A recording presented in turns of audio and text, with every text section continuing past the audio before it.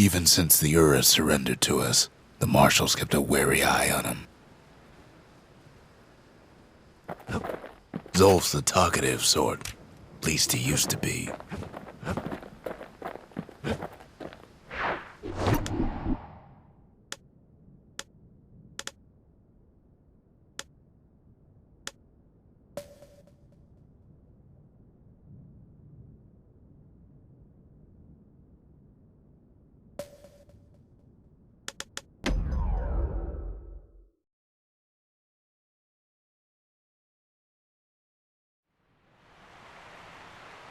The Langston River flowed free and wild till the calamity drank it all up. Maybe all that water just grew wings and flew off.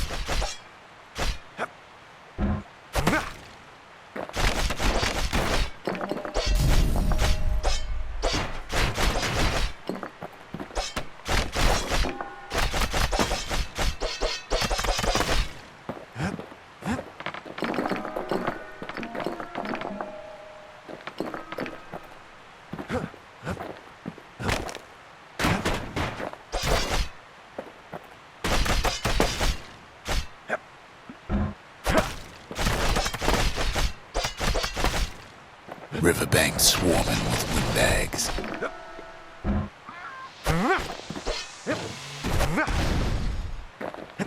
They're so bent on finding the core, they hardly notice the kid.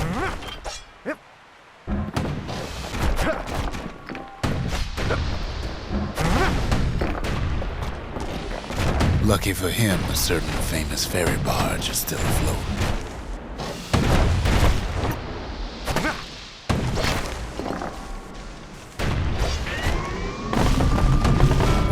Nellie. She sent some squirts crying home as she leaves port.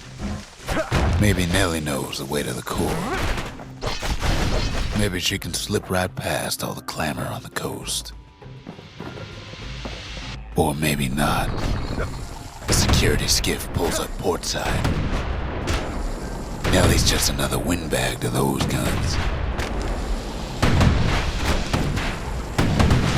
Just then, the windbags notice who she's sailing with. He takes a hard hit, but he ain't finished.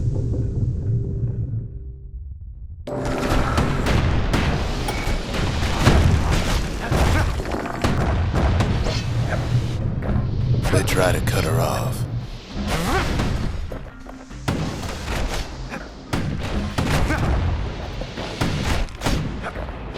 They try to slow her down.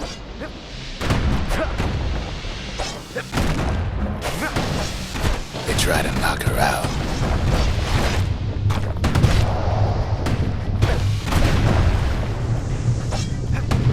Well, Weepin' Nellie tries harder.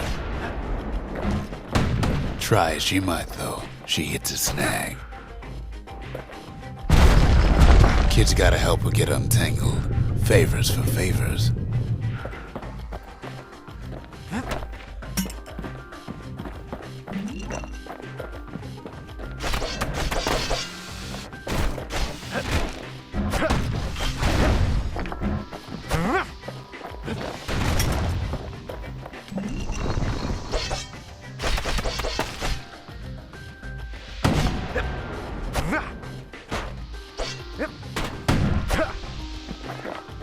At least she picked a good spot for a break, 'cause the core's right there.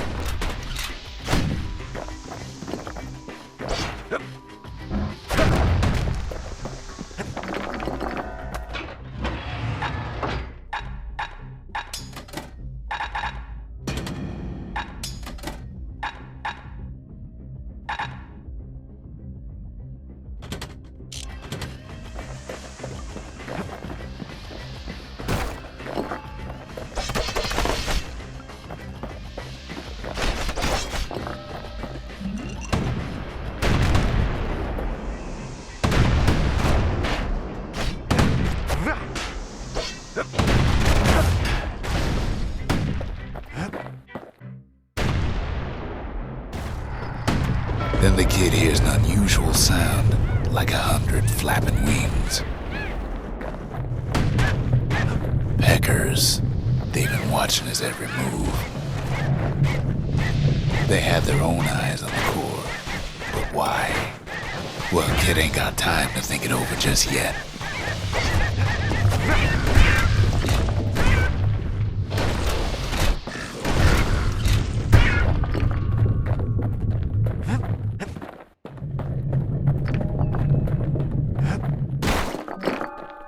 He finds Weeping Nellie raring to go. Turns out she's got a special surprise for when the waters get rough.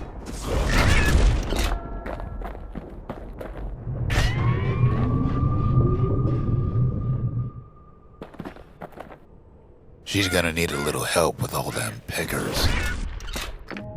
Crafty things think they're king of the roost now. Rest of us only wish we could fly in times like these.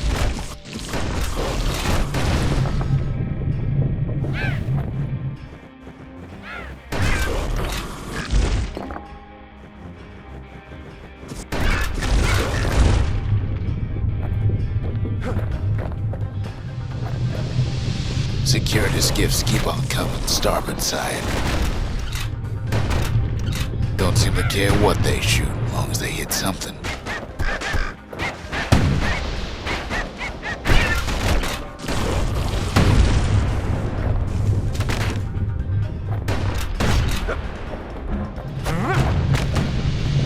The windbag's getting an even better idea. They aim to smash Weeping Nellie to splinters. Kid boards one of them skiffs like some kind of Ceylondian privateer.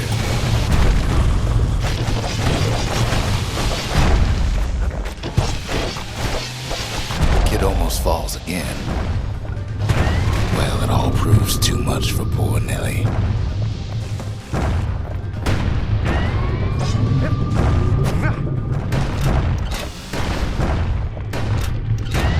She's just gotta make one last stop.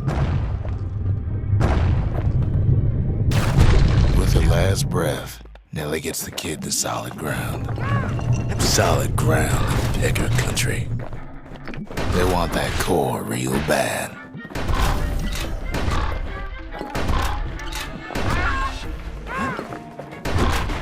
Might be they want it just as bad as a kid.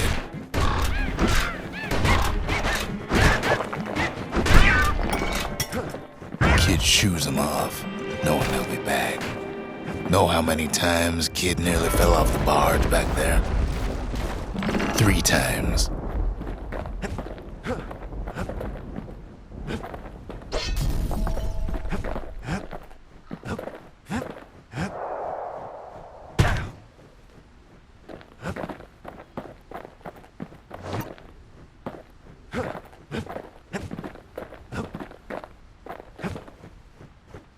Now, listen close. You should remember this next part.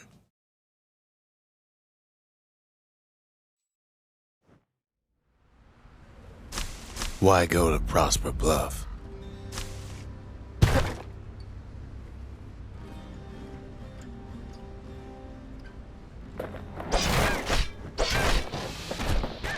Used to take an enterprising man or a plain old fool to venture out that far.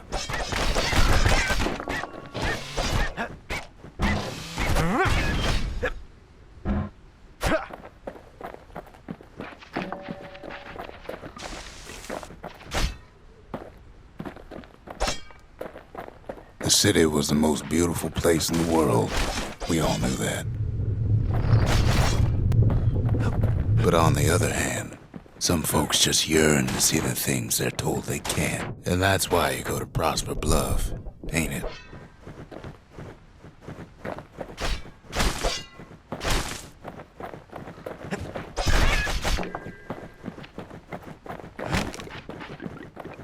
There the kid hears something he ain't heard in a long while.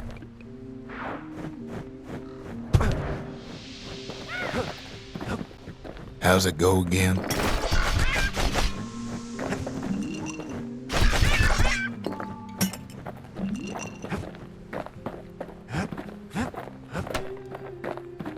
Yeah, that's the one.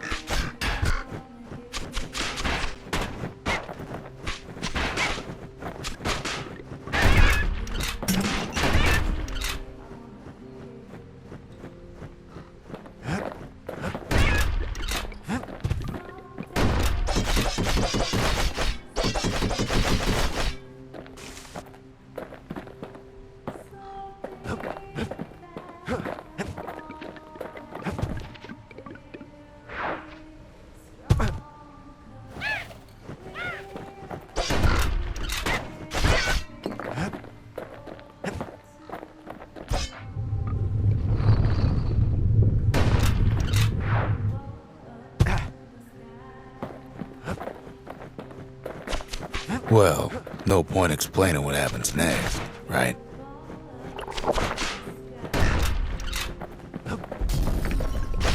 Suffice it to say, kid ain't coming home empty-handed.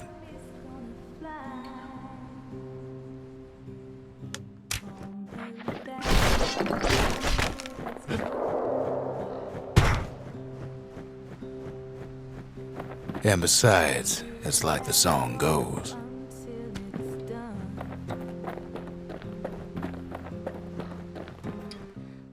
They'll be here before too long.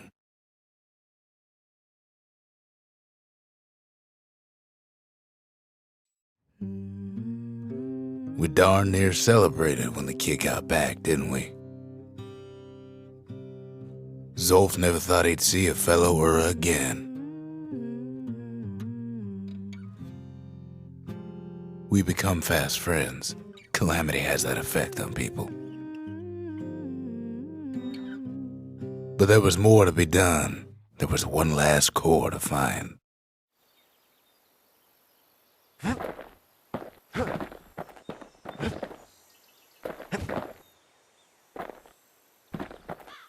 Behold, the Pantheon.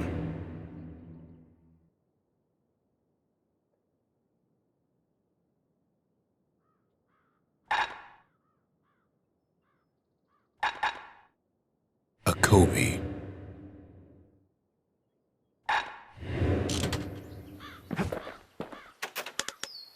Most of the Ura never got a taste of Ceylondia's fine goods, unless they were born and raised in the city like Zia here.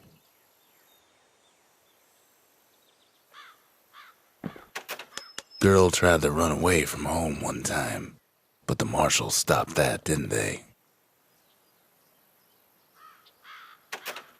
So many secrets in there and she can't even read it. Her father's own journal.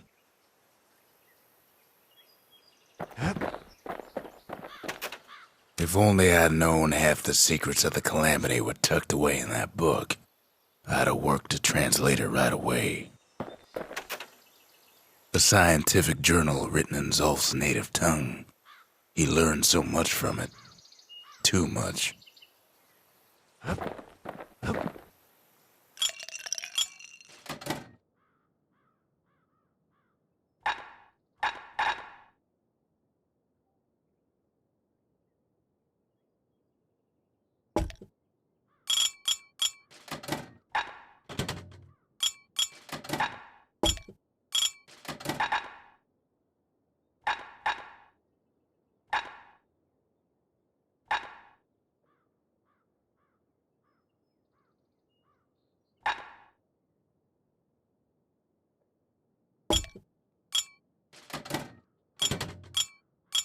Dread rum's brewed from swamp weeds, so its effect is as bold as its flavor.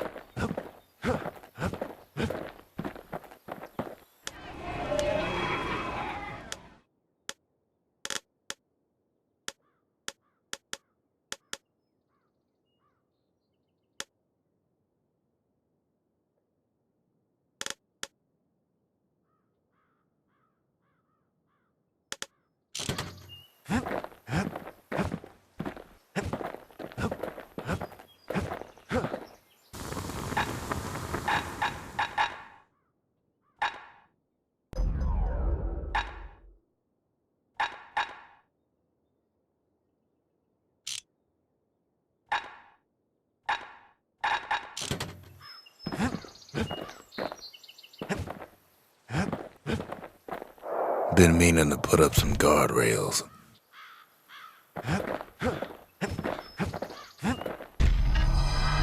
Kid's surprised when I tell him there's only one core left. I shouldn't have believed it either.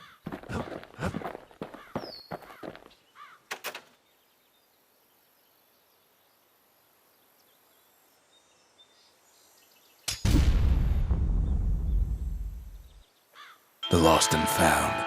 Here, Kid takes fragments of the old world and makes them whole again.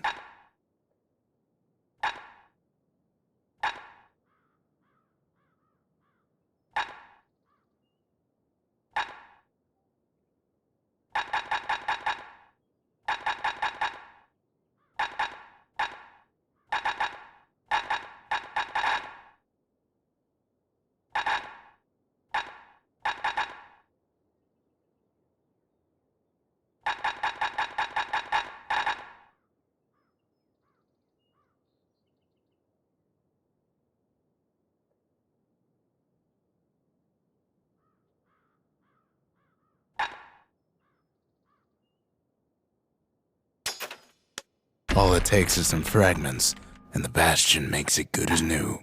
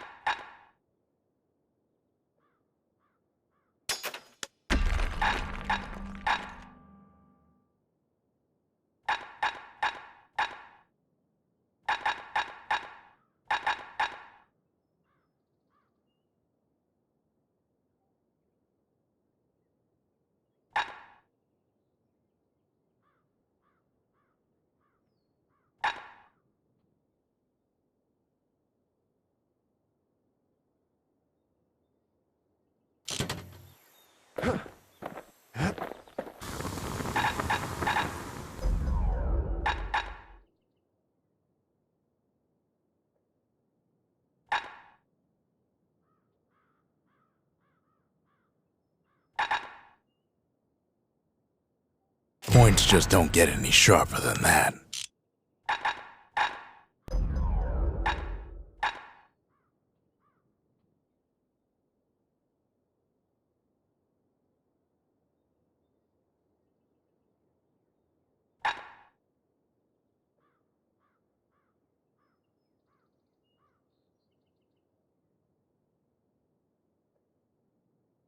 His bow's looking lean and mean like a prize fighter. We track the final core beyond the city to the wilds.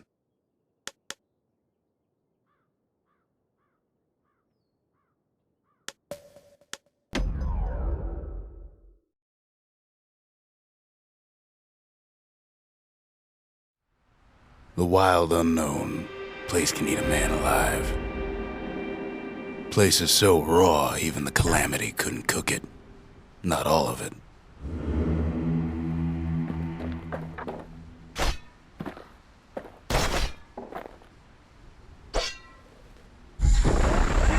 Know what's better than having a slinger pistol in a fight? Having two.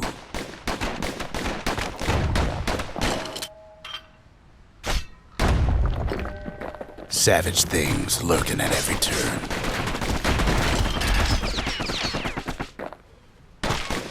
Pin cushions ain't the worst of it either.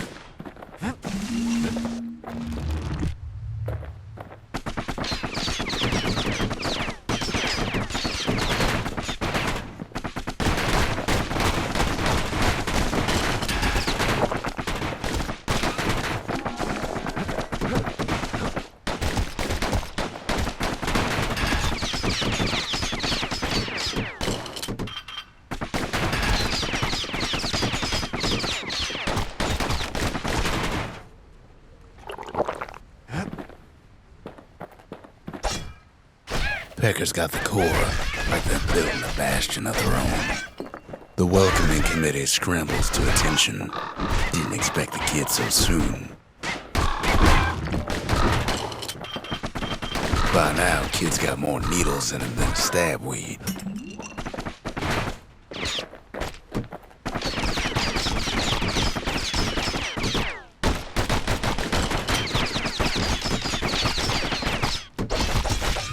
They shouldn't have let their guard down. Getting that core was one thing. Getting out's gonna be another. He digs his way out of the clearing, but the wilds won't let him go without a fight. Wallflowers survived the calamity. It toughened him up.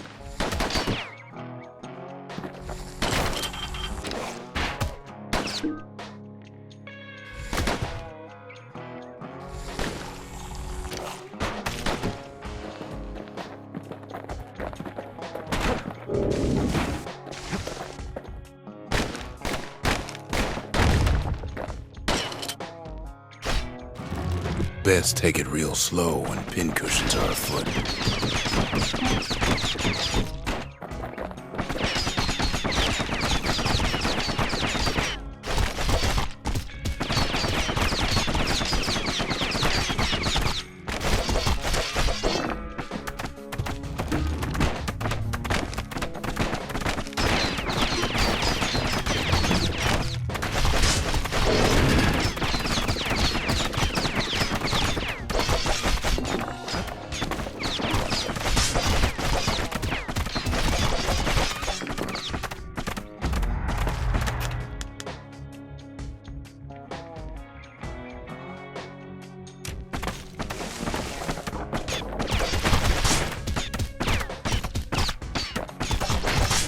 Don't ever turn your back on a pincushion.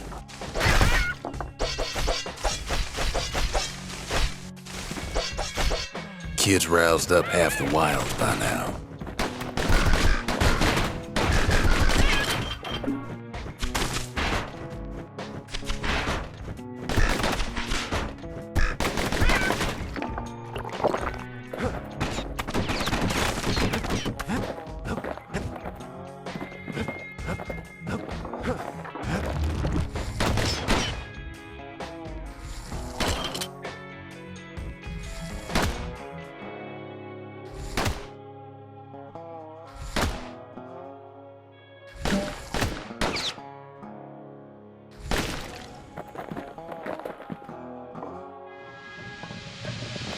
A handful of windbag shipments made it out this far.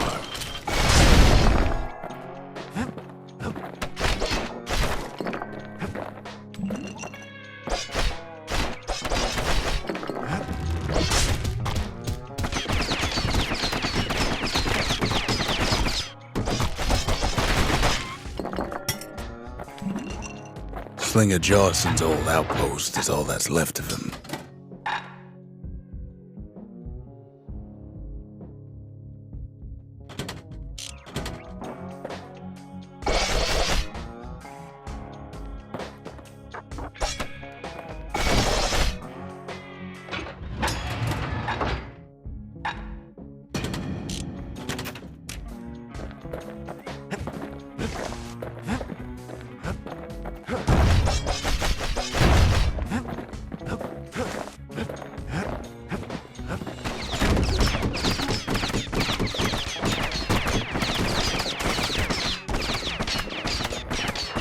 Then Kid gets the feeling he's being watched. Not by me, by a lunkhead. And lunkheads ain't fond of two-legged animals.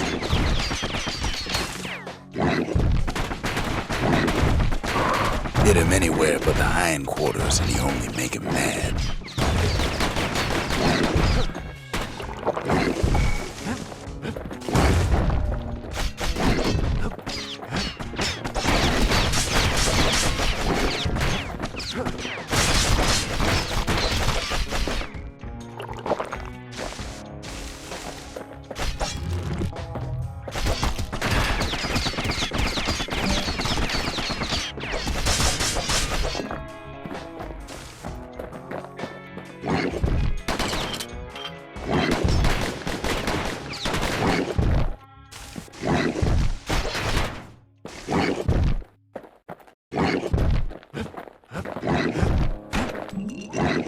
The wild's already reclaimed this place.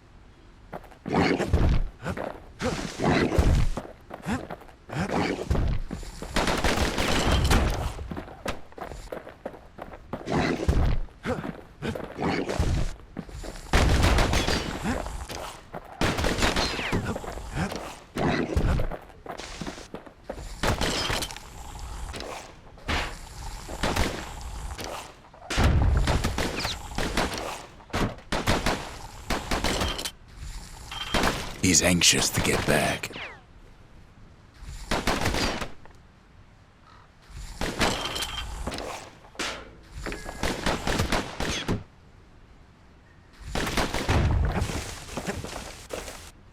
After all, he's got the final core. His journey's over, right? Well, no, it ain't. Not by a long shot.